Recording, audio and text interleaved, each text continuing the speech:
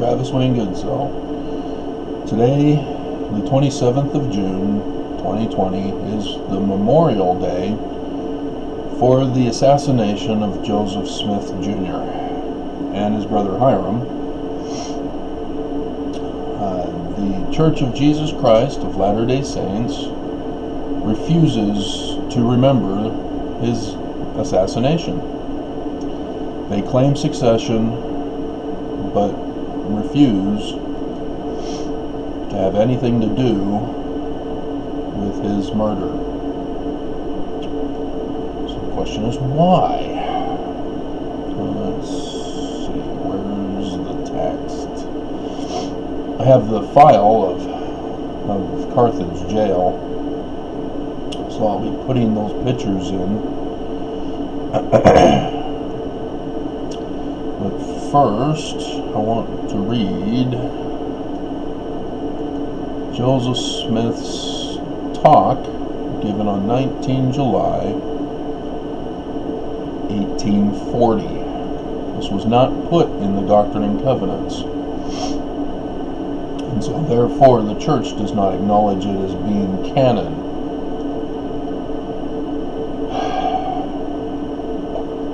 They don't acknowledge the King Follett Discourse either. Okay.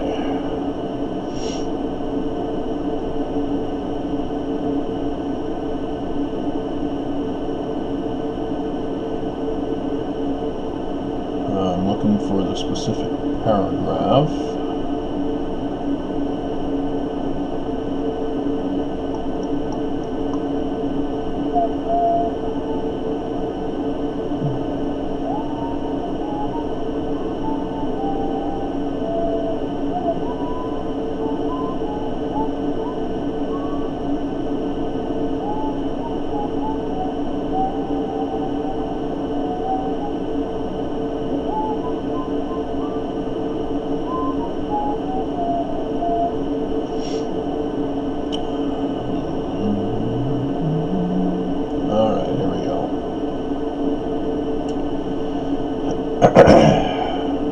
In this talk,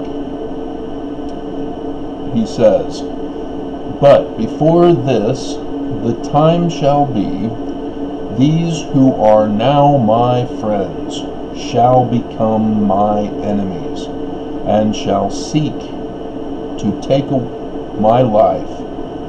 And there are those now before me who will more furiously pursue me, and the more diligently seek my life, and be more bloodthirsty upon my track than ever were the Missouri mobbers. You say among yourselves, as did them of old time," and he's referring to the Last Supper, "is it I, and is it I? But I know these things by the visions of the Almighty."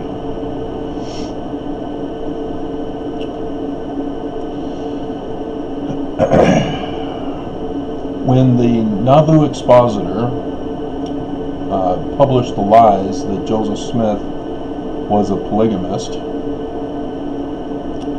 the Council of Nauvoo held a meeting late at night. Joseph Smith was not in attendance.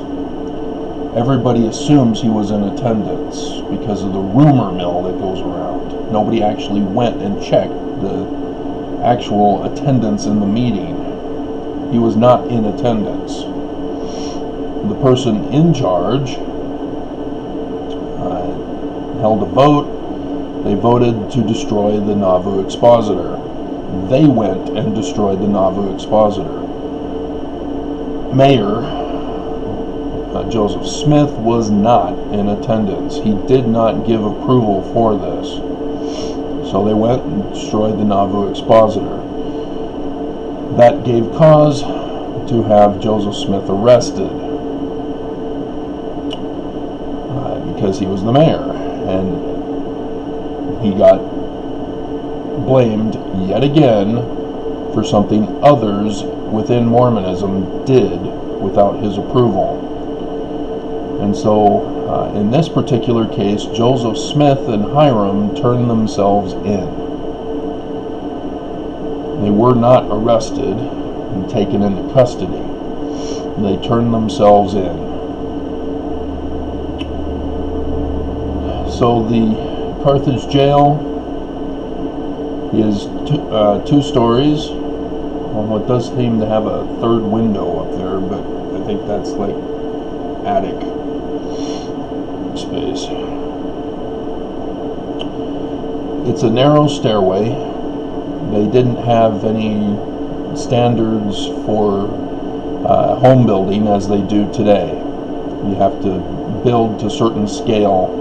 The steps had to be a certain height and stuff like that. Not back then. So the stairwell was only for one person to go up at a time. At the top, there is a little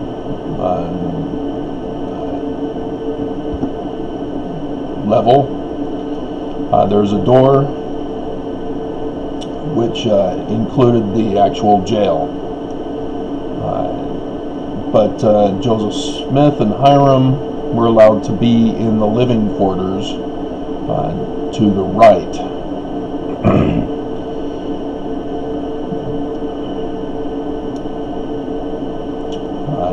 They had stayed overnight. There were a number of Mormons who stayed overnight, or at least joined them when they first turned themselves in. I'm not sure how many stayed overnight. I'd have to go back and check. I do know my third great-grandfather, John Solomon Fulmer, stayed overnight. He's the one that Joseph Smith rested his shoulder on, or rested his head on his shoulder. In the morning, Joseph told John Solomon Fulmer to go get the militia to make sure that they will be protected to go to the courthouse.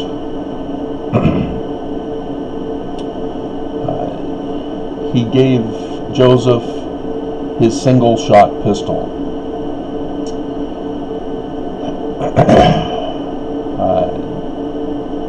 So the only ones left in the jail were Joseph, Hiram, Willard Richards, and John Taylor. John Taylor and Willard Richards were not under arrest. They were just there, as others did not stay, as John Solomon Fulmer went to go get the militia. But Willard Richards and John Taylor were there. Now they were in the council, or not the council, they were in the missionary quorum of 12 apostles. This is not our current quorum of 12 apostles. The quorum of 12 apostles under Joseph Smith did not have the offices of prophet, seer, revelator, or even translator. None of the prophets, even the president of the church, do not claim translator. Go back and listen to your conferences. They do not acknowledge it. They do not mention it. It's just prophet, seer, and revelator. And every Mormon raises their hand to sustain as a vote, which also got twisted from section 107, verse 22. That was not the process of selecting the next successor to the presidency. And so Mormons immediately rushed to that incorrect conclusion. They were just missionaries. they had authority to go around and set up the church around the world. But that's it. No prophet, no seer, no revelator, no translator. They did not have the position where the president of that quorum is to become the successor. Like I said, section 107 verse 22 is the correct process for succession in the church. Brigham Young in 1844 was the president of that quorum, and two of his quorum members were there with Joseph.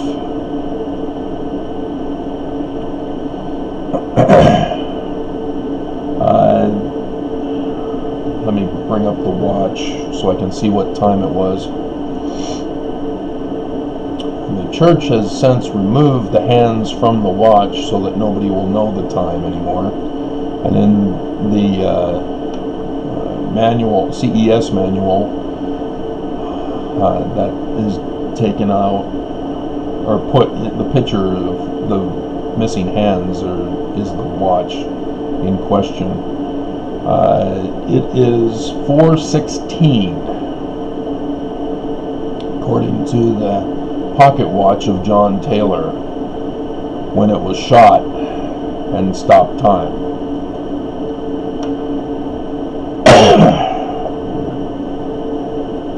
And so, yeah, it takes a while to travel back then.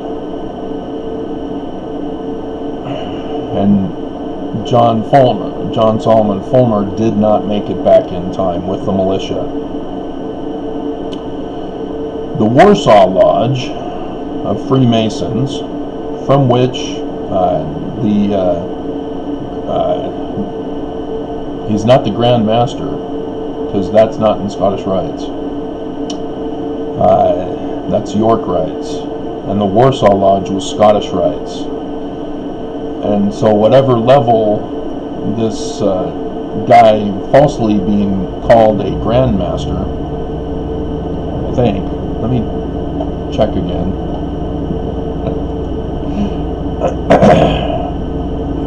I remember something weird about the whole thing. Should have it with.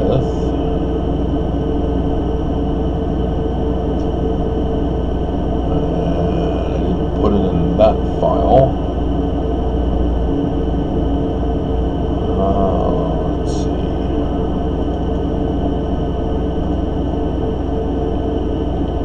And I found out later when I did more research into Scottish Rites that the picture that I was using for Scottish Rites, come on, was incorrect.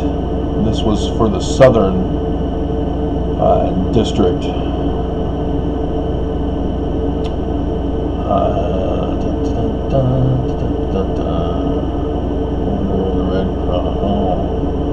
Yeah, the masters are in the York Rite. There are no masters in the Scottish Rite, except for Perfect Master, Secret Master, Grand Master Architect. That's most likely what he was then. Okay.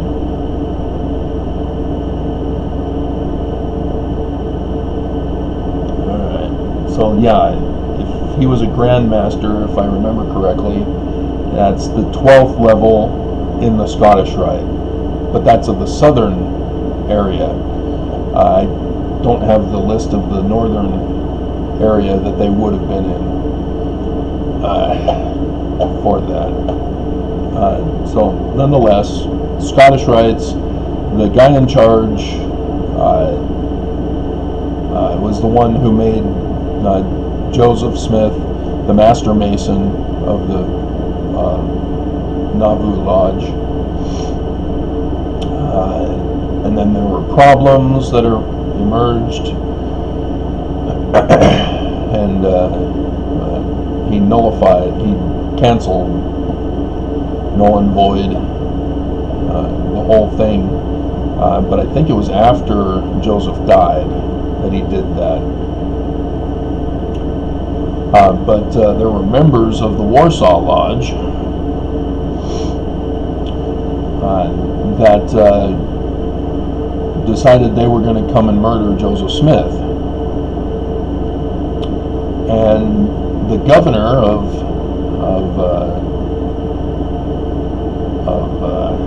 Illinois, because it's Carthage, Illinois, sent them a letter when he found out that they were going to go murder Joseph Smith, and said, "Do not murder Joseph Smith. Turn back, do not go." There were those who chose not to follow the governor's orders, and they kept going to Carthage from the Warsaw Lodge. The reason why York and Scottish rites are important to understand is that Joseph and Hiram, with their father, were York rites. Joseph never became a member because of the requirements. You can't have a member of the family in the same lodge, at least before 1826. Now this was 1844, and so there were exceptions made after the anti-Mason movement in 1826. And the 1826 anti-Mason movement is important to understand the real reason for the assassination of Joseph Smith. It had nothing to do with the Nauvoo Expositor. It had nothing to do with him running for president, per se. It had to do with what the Smiths did in 1826 that gave rise to the anti-Mason movement. That's when William Morgan came to Canandaigua, New York, and was telling the Freemason Lodge of the York rites there in Canandaigua, of which he was now at that time a 7th rank Royal Arch in the York rites. The highest degree in the York rites being the Knights Templar, the Holy Grail, if you remember your stories of the Knights Templar, as well as the Friday the 13th in October, where we get the superstition of Friday the 13th being a bad luck day. And the number 13 also, because of the assassination attempt ordered by the Pope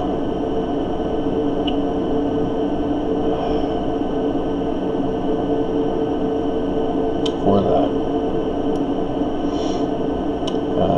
Yeah, for me, I just remembered the lawsuit that I have against the church, and we're just waiting for Judge Oberg. On Friday the 13th of March, I was given a death threat,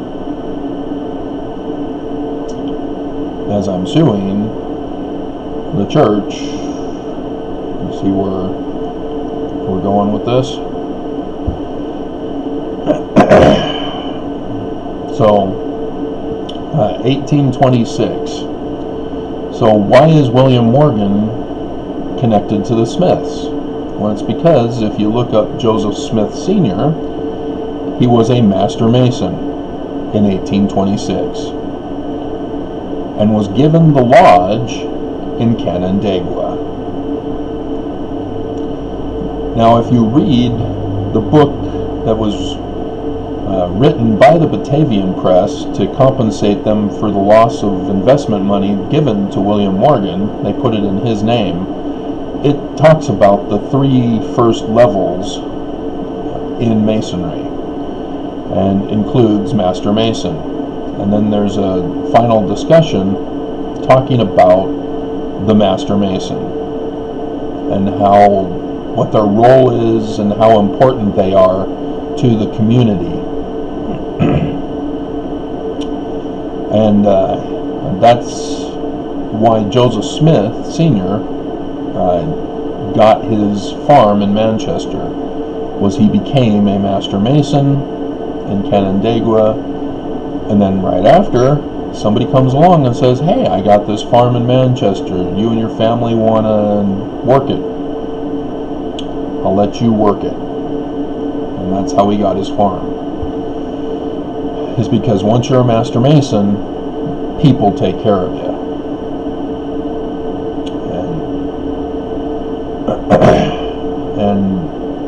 And so what happened was William Morgan was falsely arrested in Canandaigua. So Joseph Smith Sr., as the Master Mason, according to the book by the Batavian Press, would have been the one over the protection of William Morgan.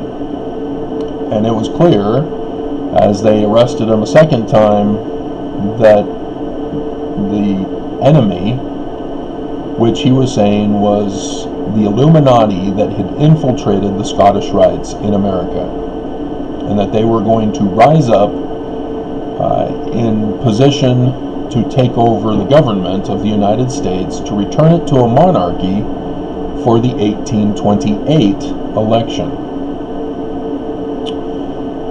But because of Smith's actions, he secreted William Morgan out of the country and saved America, because the anti-Mason movement was exposed, or was started by one of the press, who said that the Masons generally were going to rise up and take over America. And with that press supporters' misinformation of events, the anti-Mason movement formed, and they were generally hating all Masons and not recognizing that their focus needed to be on Scottish Rites Masons. And so, yeah, the anti-Mason movement burned down the majority of the Masonic temples that dotted the land. And there were hundreds that were burned down.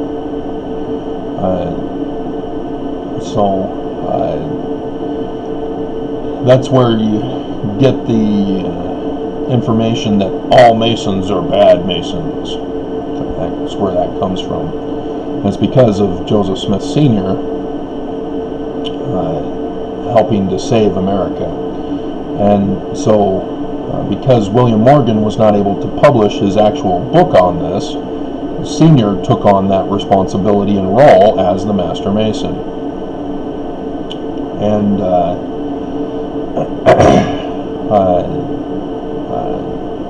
Book of Mormon resulted. Book of Mormon is encoded with the warning message. It has coded messaging of their day and time and of the future plot to take over America, to put a king on the throne. So there's a lot of things in there that are applicable to our day with our 2016 election.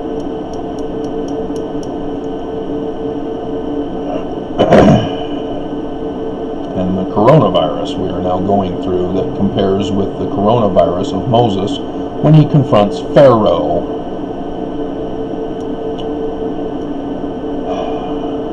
And so,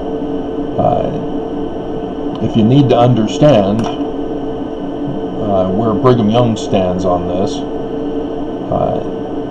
you just have to go to Heber C. Kimball in his Wikipedia page section on Masonry, and there you will see Canandaigua.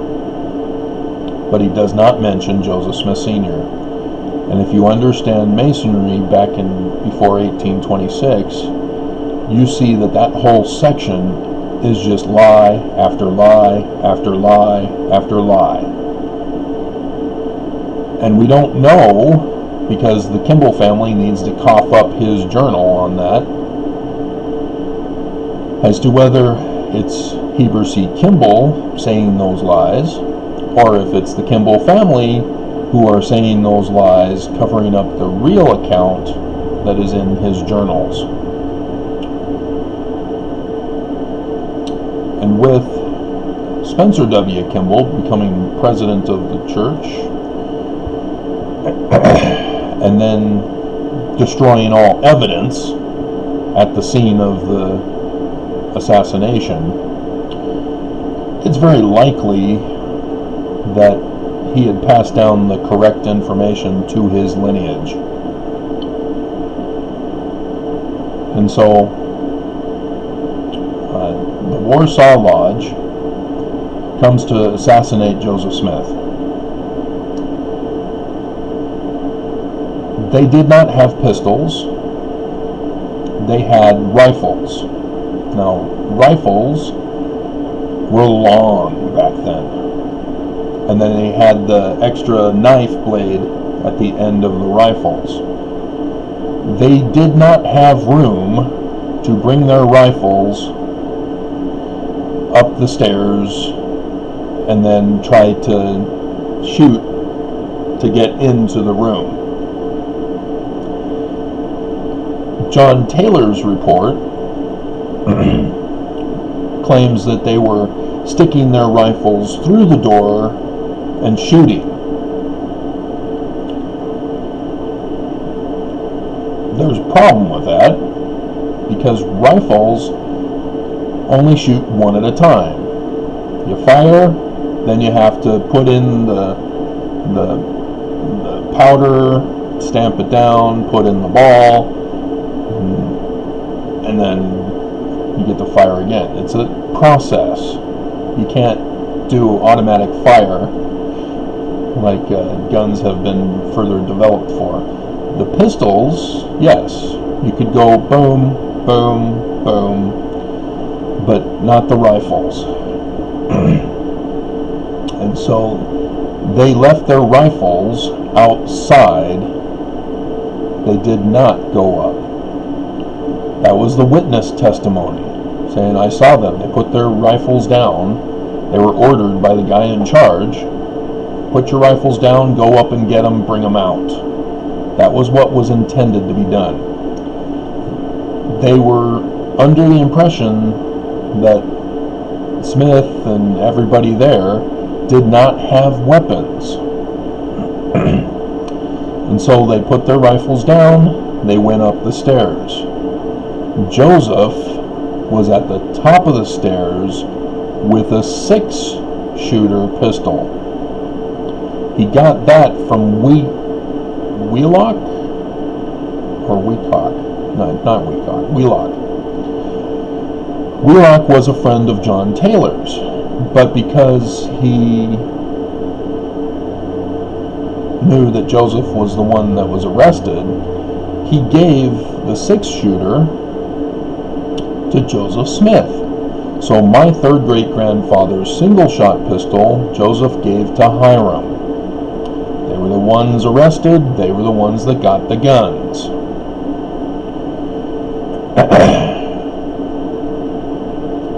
And so Joseph Smith met them at the top of the stairs as they were coming up. Joseph shot 3 balls. Boom, boom, boom. And hit, I think it was just 2 guys, according to the court documents, though 3 guys were on trial. But they were shot in the leg, and so that ruined their pants. They were bought for their loyalty in going to trial for this.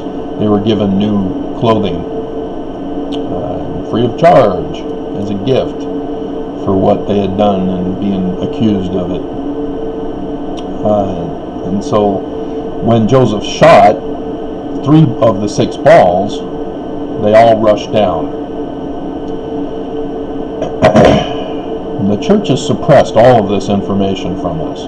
Only recently has Dallin H. Oakes published his version of events in a book where he goes over the six-shooter and Joseph at the top of the stairwell.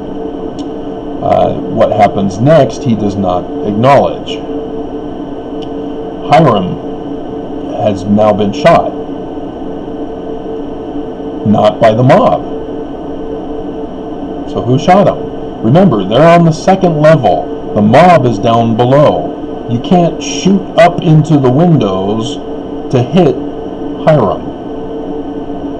Especially where he was, which was further away from the windows and direct line of sight at the door.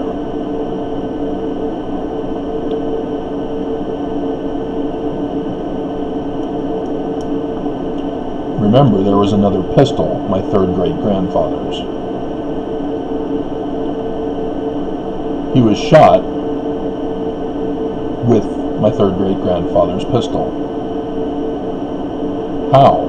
Why? Did he shoot himself? Hiram had two main shots. One up here, and let's see, this way. One right around here, and this. The blood stain on the Carthage floor is Hiram's. Heber C. Kimball Spencer W. Kimball, when president, tried to mop it up. Didn't quite succeed, but they had a casing around it saying, "This is the blood of Joseph Smith." No, it's Hiram. You don't shoot somebody, they claim it's because of the shot through the door that hit him.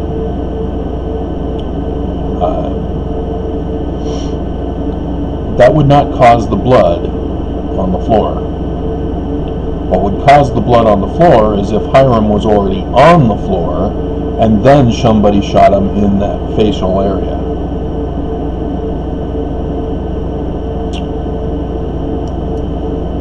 So it wouldn't have been this shot. That wouldn't have caused the blood on the floor either.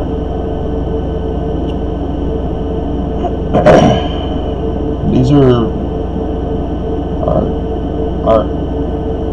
evidence that would have been identified in a forensic investigation by police, had they had a forensic investigation back then.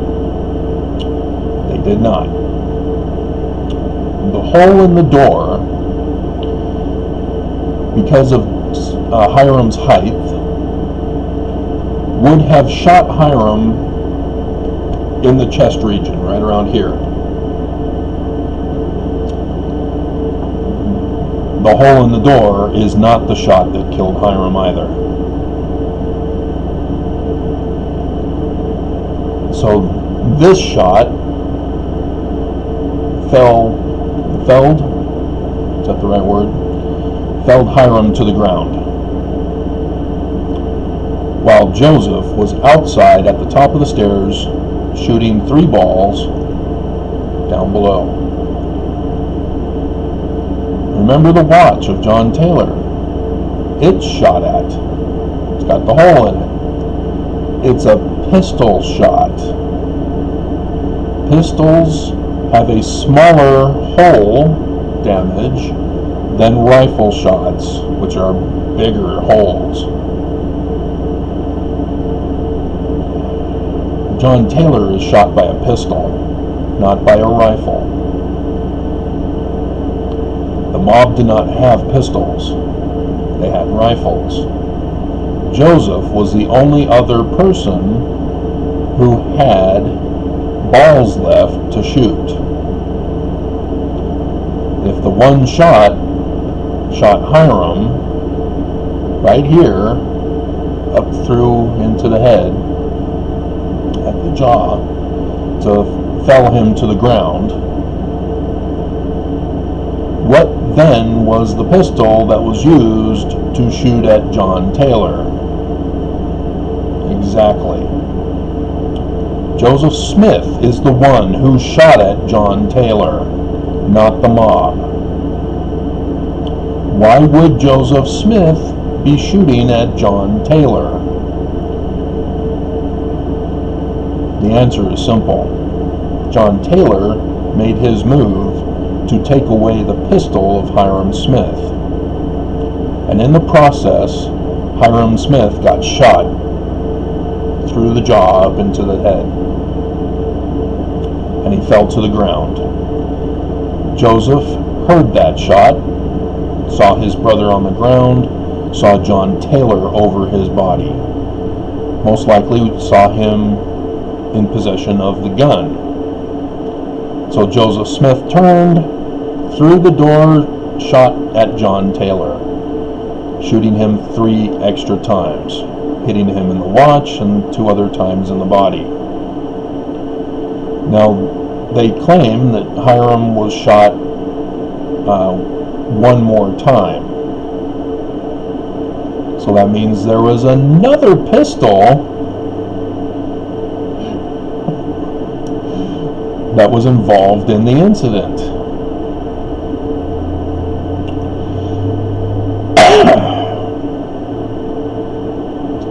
And so Joseph, having chased out the mob, having chased John Taylor under the bed,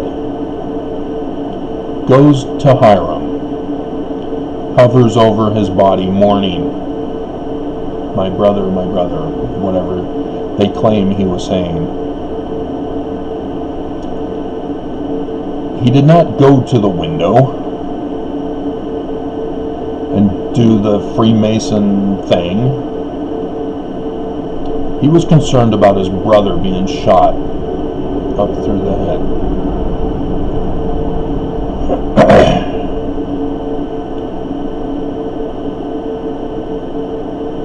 The mob would not have had enough time, because the reports say that the mob was were able to be right there by the well to shoot Joseph Smith when he fell from the top window. He was pushed out the window, but he couldn't have been pushed out the window unless he was dead. Willard Richards is the one who had that other pistol. He had acquired a 6-shooter when he went to get the wine from the guard, and he was not arrested, so he didn't have to stay in the room. He was able to go downstairs to where the guards were and say, hey, we'd like to buy some wine. Here's the dollar, whatever money that Joseph gave him to get the wine, and was able to acquire his own pistol. Obviously the guards were gone when the mob came, but that was the time where Willard Richards got himself his own gun. Now, why would he get a gun? Because Joseph and Hiram were given guns. We've already identified that John Taylor was in on it. Willard Richards was also in the same Quorum of the 12 of Brigham Young's presidency. If John Taylor was in on it, as Joseph had said, there are those among you who want me dead, in 1840. Willard Richards was also there to make sure that Joseph and Hiram were assassinated, just as John Taylor was. And so Willard Richards is the one who shot Joseph Smith in the back as a coward while he was mourning over his brother being shot, lying on the ground.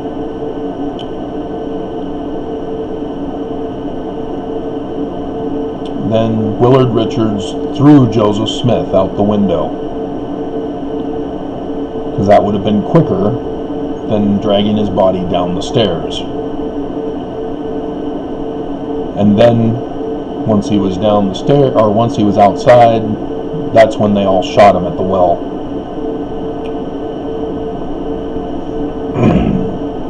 And people claim that the Jupiter stone was found on him. That's perfectly fine. That's not magic or witchcraft. That has a lot to do with what Joseph Smith was talking about as the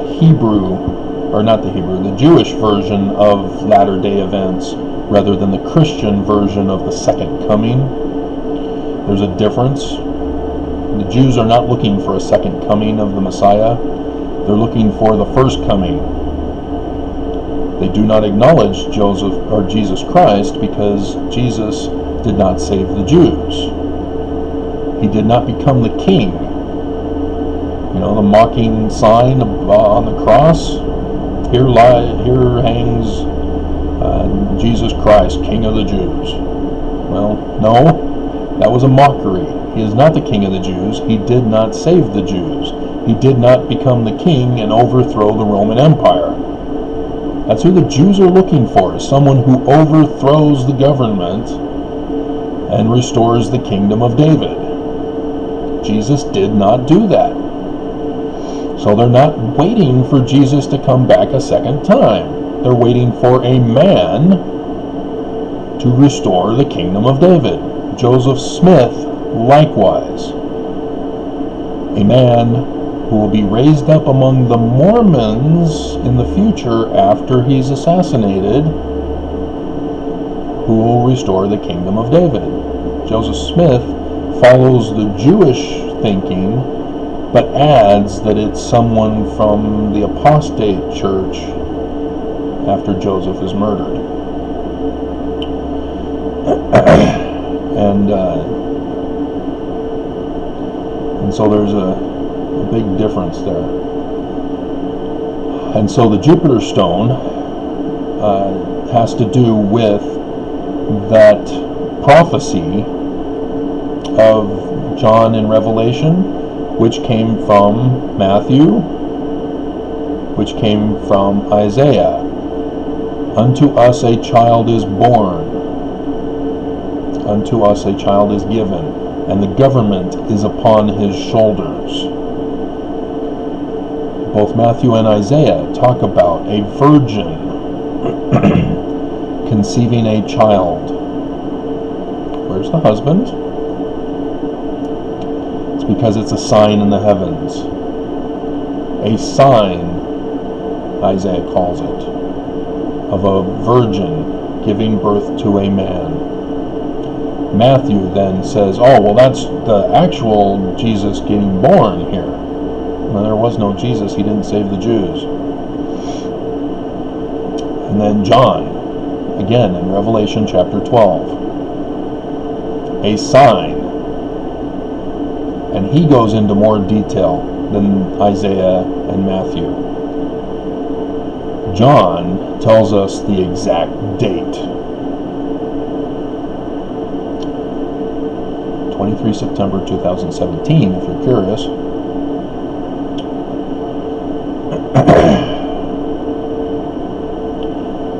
And so the Jupiter stone is that King of Kings who is to be born in the sign of Virgo, the Virgin, because Jupiter retrogrades for a period of about 9 to 10 months, and the first child, as most mothers know, is in there a longer time. That's because the woman's first child has to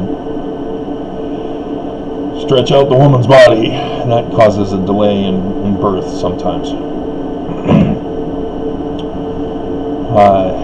And so Jupiter is the prophesied sign of the child. That's why the Jupiter stone. So don't get freaked out that Joseph is some kind of a witch. It has nothing to do with that. It has to do with Jewish mysticism, and it has to do with the apocalyptic prophecies, conforming with the Jewish version of events of the latter days. That's why in the Kirtland Temple on Passover, Elijah, Moses come and visit him. And so,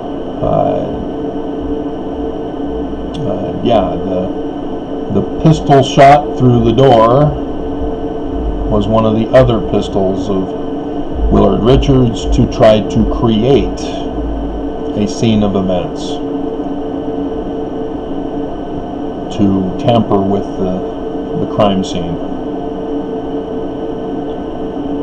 And I'm scanning over to see what else I need to put in.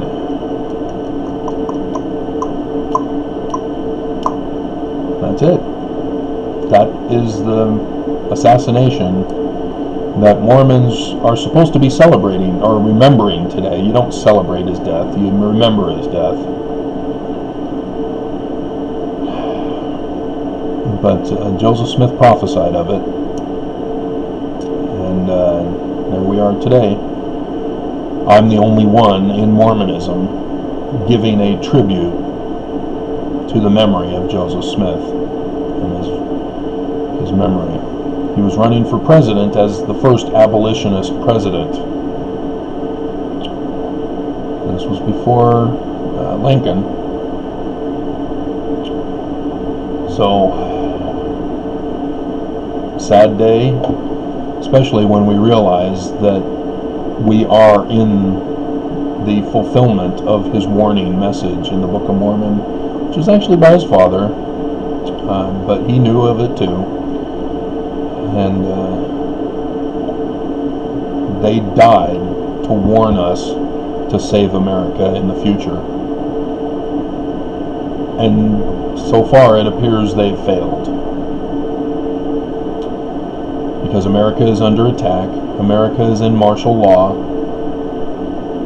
We are in civil war, the second civil war, as the slaves have risen up, as Joseph Smith talked about in that Civil War scripture. Because notice, the slaves didn't rise up in the first Civil War. It was the slave owners. This one, however, those of the poor black communities are the ones rising up. That's the prophecy Joseph was talking about. Alrighty.